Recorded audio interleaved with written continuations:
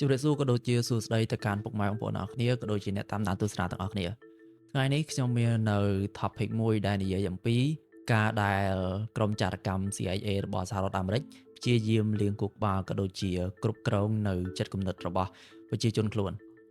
អស់រយៈពេលជាង20ឆ្នាំភ្នាក់ងារចារកិច្ចសម្ងាត់បំផុតរបស់អាមេរិកមួយនេះបានលួចធ្វើការពិសោធន៍ទៅលើមនុស្សរាប់ពាន់នាក់ដោយភាគច្រើនធ្វើឡើងទៅដោយជនរងគ្រោះមិនបានដឹងខ្លួនឬក៏យល់ព្រមតតែសោះពួកគេធ្វើបែបនេះដើម្បីស្វែងរកចម្លើយដ៏គួរឲ្យខ្លាចមួយគឺតើចិត្តរបស់មនុស្សយើងអាចត្រូវគេគ្រប់គ្រងបានដែរឬទេនេះគឺជាសាច់រឿងនៃគម្រោង MK Ultra គឺជាកម្មវិធីសម្ងាត់មួយដែលផតតាំងភាគច្រើនត្រូវបានគេចេតនាបំផ្លាញចោលហើយសម្បីតែមកទល់សប្តាហ៍ថ្ងៃនេះសំណួរជាច្រើនក៏នៅតែគ្មានចម្លើយដែរដើម្បីយល់ដឹងអំពី MK Ultra យើងត្រូវត្រឡប់ទៅកាន់ចំណុចចាប់ផ្ដើមនៃសង្គ្រាមត្រជាក់នេះនៅឆ្នាំ1950សង្គ្រាមលោកលើកទី2បានបញ្ចប់សហរដ្ឋអាមេរិកនិងសហភាពសូវៀតបានប្រែប្រួលទៅជាសត្រូវដែលប្រជែងអំណាចគ្នាយ៉ាងខ្លាំងប្រទេសទាំងពីរនេះបានប្រជួតប្រជែងគ្នានៅក្នុងការបង្កើតអាវុធនុយក្លេអ៊ែរប៉ុន្តែការភ័យខ្លាចមួយផ្សេងទៀតបានចាប់ផ្ដើមរាលដាលនៅក្នុងភ្នាក់ងារចារកិច្ចរបស់ប្រទេសអាមេរិកវាគឺជាពាក្យចចាមអារ៉ាមមួយថាគោប្លុកកុម្មុយនីសបានរកឃើញវិធីគ្រប់គ្រងចិត្តនិងគូក្បាលរបស់មនុស្សការភ័យខ្លាចនេះកាន់តែពុះកញ្ជ្រោលឡើងនៅក្នុងកំឡុងសង្គ្រាមកូរ៉េអ្នកទោសសហរដ្ឋអាមេរិកភាគច្រើនស្រាប់តែចេញមុខមកសារភាពកំហុសដែលពួកគេមិនបានប្រព្រឹត្តតតែសោះអ្នកខ្លះថែមទាំងចេញមុខមកកត់សរសើរលទ្ធិកុម្មុយនីសបន្ទាប់ពីត្រូវបានគេចាប់ខ្លួនសារព័ត៌មាននៅសម័យនោះបានហៅបាតុភូតនេះថាការលាងខួរក្បាលឬក៏ brainwashing ពាក្យមួយឃ្លានេះបានក្លាយទៅជារឿងដ៏គួរឲ្យខ្លាចនាសម័យកាលនោះមន្ត្រី CIA ជឿថាសហភាពសូវៀតនិងចិននិងកូរ៉េខាងជើងបានរកឃើញនៅបច្ចេកទេសចិត្តសាស្ត្រកម្រិតខ្ពស់ដែលអាចបង្ខំឲ្យមនុស្សទម្លាយការសម្ងាត់និងក្បត់ជាតិរបស់ខ្លួនឯងបានតើការភ័យខ្លាចទាំងនេះគឺជារឿងពិតឬក៏គ្រាន់តែជាការបំផោងសភាពការតែប៉ុណ្ណោះ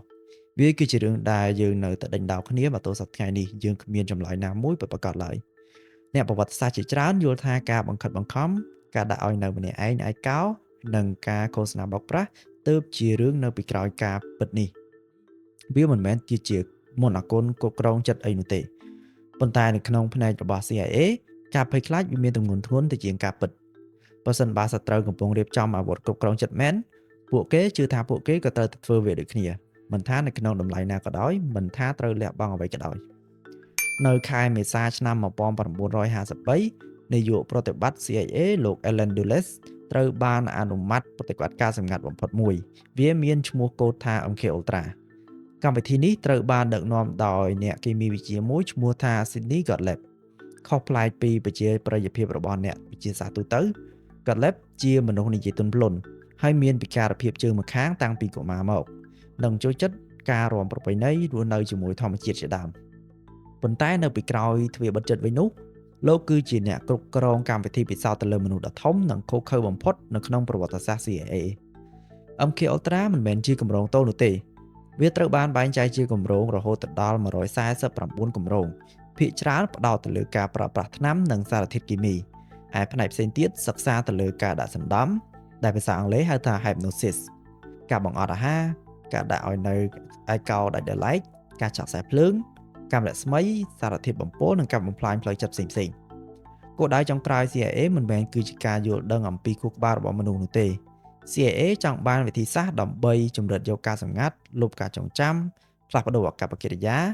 បំបាក់ស្មារតីរបស់មនុស្សនិងឈានទៅដល់ការបញ្ជាសកម្មភាពរបស់មនុស្សទាំងស្រុងតើគោលដៅទាំងនោះអាចទៅរួចបែបវិទ្យាសាស្ត្រដែរឬទេនេះគឺជារឿងផ្សេងទៀតប៉ុន្តែថវិកានិងធនធានដ៏មហាសាលត្រូវបានគេដាក់បញ្ចូលដើម្បីស្វែងរកចម្លើយមួយនេះមានសារធាតុមួយដែលធ្វើឲ្យអ្នកស្រាវជ្រាវ CIA ឆ្លុះវង្វេងជាងគេនោះគឺ LSD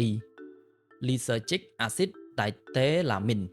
ដែលត្រូវបានរកឃើញដំបូងនៅឆ្នាំ1938ដោយអ្នកគីមីវិទ្យាជនជាតិស្វីសលោក Albert Hofmann ត្រឹមតែបរិមាណដ៏តូចតាចប៉ុណ្ណោះវាអាចផ្លាស់ប្ដូរការដឹងញៀនរបៀបគិតនិងអារម្មណ៍របស់មនុស្សយ៉ាងធ្ងន់ធ្ងរចំពោះមន្ត្រីចារកិច្ចនេះគឺប្រៀបដូចជាថ្នាំទិព្វអញ្ចឹងចុះបើ LSD នេះអាចធ្វើឲ្យចរៈបរោះសត្រូវទម្លាយការសម្ងាត់បានហើយវាអាចលុបការចងចាំបានឬក៏បង្កើតភ្នាក់ងារដែលស្ដាប់បង្គាប់ដូចជា robot ហើយនេះគឺជា footage ពិតរបស់នារីម្នាក់ដែលគាត់បានស្ម័គ្រចិត្តទទួលខ្លួនពិសោធន៍ហើយបើសិនជាអ្នកទាំងអស់គ្នាចង់មើលនៅវីដេអូពេញអាចទៅ search មើលនៅ YouTube បាន A little nervous, perhaps. Well, I think that's normal. Well, I think it's time for you to have your lysergic acid. Drink this down, and we'll be back after a while and see how you're doing. This is a glass of water, colorless, tasteless. It contains 100 gamma of LSD-25, 1/10 of a milligram, the equivalent of 1/600th of a grain. An ounce of this material will make 150,000 such doses. Let us observe the effect some 3 hours later.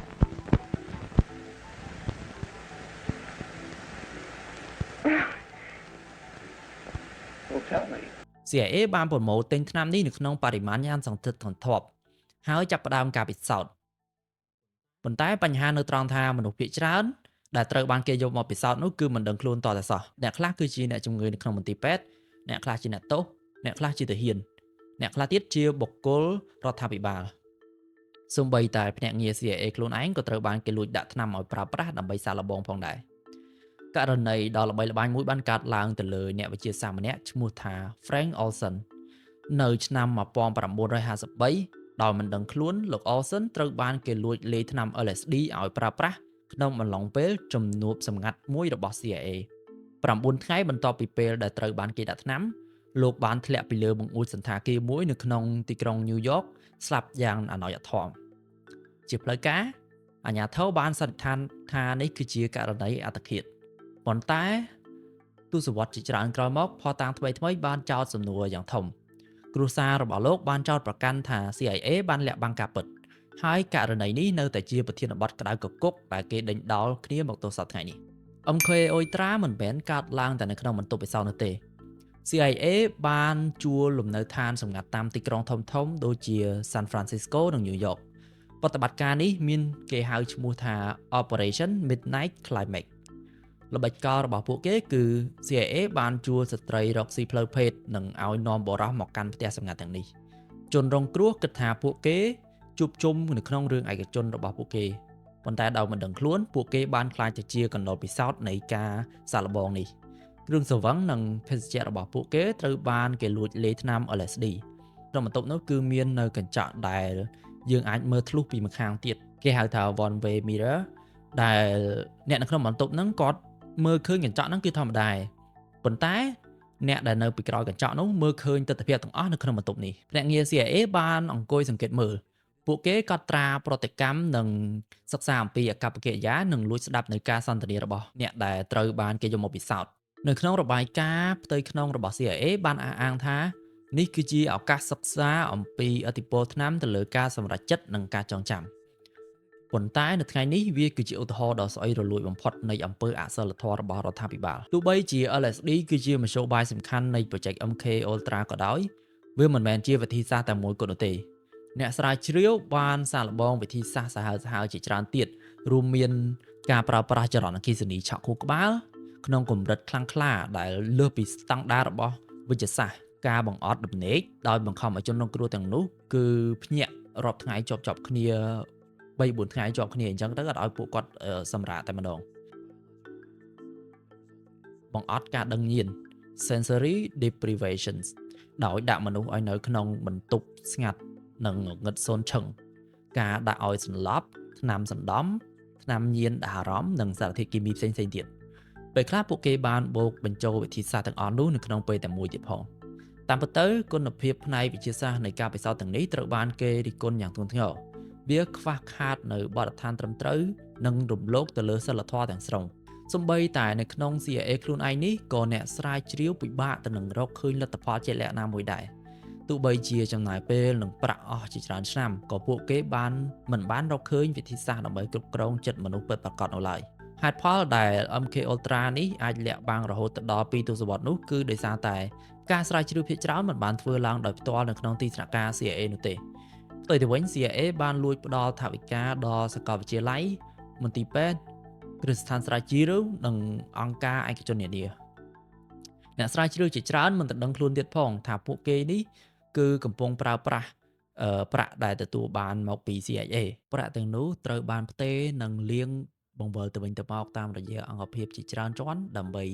បំបត្តិផតាំងការធ្វើបែបនេះបង្កើតទៅជាស្រទាប់ការពារយ៉ាងរឹងមាំ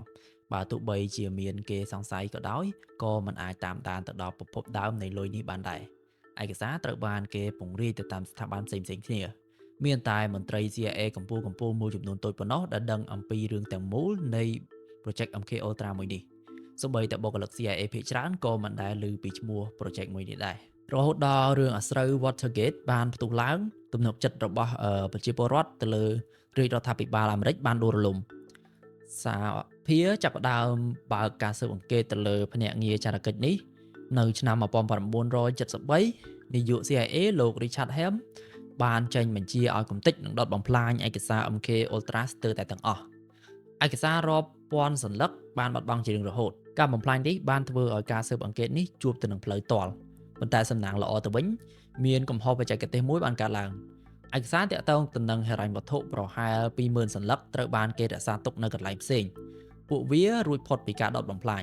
កាកសំណល់ឯកសារទាំងនេះដែលបានបឹកបញ្ជូនទៅនាំឲ្យស៊ើបអង្កេតកកាយដឹងឃើញការពិតនៅក្នុងសវនកម្មព្រឹទ្ធសភាទសវត្សរ៍ទីឆ្នាំ1970ប្រជាជនអាមេរិកបានរន្ធត់ចិត្តយ៉ាងខ្លាំងនៅពេលដែលបានដឹងថារដ្ឋាភិបាលខ្លួនបានលួចយកប្រជាពលរដ្ឋទៅធ្វើជាកណ្ដុរពិសោធន៍ទោះបីជាយ៉ាងណាសំណួរជាច្រើននៅតែមិនអាចបកស្រាយបានព្រោះផុសតាងសំខាន់ត្រូវបានគេបំផ្លាញអស់ទៅហើយជារឿងផ្ទុយស្រឡះបន្ទាប់ពីការចំណាយប្រាក់រាប់ពាន់លានដុល្លារនិងខិតខំអស់ជាង20ឆ្នាំ MK Ultra គឺជានិមិត្តរូបនៃភាពបរាជ័យគ្មានបច្ចេកទេសគ្រប់គ្រងចិត្តមនុស្សណាមួយត្រូវបានរកឃើញនោះទេគ្មានថ្នាំជំរិតយកដឹងការពិតមួយណាដែលវាអាចមានពូកែស័ក្តិសិទ្ធិនឹងបានផលហើយក៏គ្មានវិធីដែលបង្កើតឃាតករបញ្ជាបានដូចជា robot ដែរវិធីសាស្ត្រខួរក្បាលទំនើបបានបញ្ជាក់ថាអាកប្បកិរិយារបស់មនុស្សគឺស្មុគស្មាញពេកនិងមិនអាចគ្រប់គ្រងតាមវិធីសាមញ្ញបែបនេះនោះទេប៉ុន្តែកម្មវិធីនេះបានបង្ហាញឲ្យយើងឃើញនៅរឿងមួយផ្សេងទៀតវាបានបង្ហាញថានៅពេលដែលការភ័យខ្លាចភាពស្ងាត់និងពាក្យថាសន្តិសុខជាតិត្រូវបានយកមកប្រើប្រាស់រដ្ឋាភិបាលអាចឈានដើរកាត់ឆ្លងព្រំដែនសីលធម៌យ៉ាងងាយស្រួលបំផុតសប្តាហ៍ថ្ងៃនេះគម្រោង MK Ultra នៅតែមានប្រតិបត្តិការដ៏ខ្មៅងឹតនិងស្អុយឈ្មោះបំផុតរបស់ CIA មិនមែនដោយសារវាបង្កើតបានទាហានគ្រប់គ្រងចិត្តនោះទេអាចនិយាយថាអ្នកខ្លះក៏មានការស្លាប់ដោយសារតែការពិសោធន៍នេះដែរអញ្ចឹងហើយវាខុសខើខ្លាំងមែនទែនជនរងគ្រោះជាច្រើនបានស្លាប់ទៅវិញដោយមិនដឹងខ្លួនថាហេតុអ្វីបានជាខ្លួនត្រូវរងទរណកម្មវេទនាបែបនេះអ្នកខ្លះមិនដែលទទួលបានចម្លើយឡើយហើយអ្នកខ្លះទៀតទើបតែដឹងការពិតនៅទសវត្សរ៍ជាច្រើនឆ្នាំក្រោយមកហើយដោយសារតែឯកសារភាគច្រើនត្រូវបានបំផ្លាញយើងប្រហែលជាមិនដឹងអំពីទំហំនៃភាពខុសខើទាំងស្រុងនៃអ្វីដែលបានកើតឡើងនោះទេ MK Ultra រំលឹកថារឿងរ៉ាវដ៏ខ្មៅងងឹតបំផុតនៅក្នុងប្រវត្តិសាស្ត្រមិនមែនជារឿងប្រឌិតជានិច្ចនោះទេ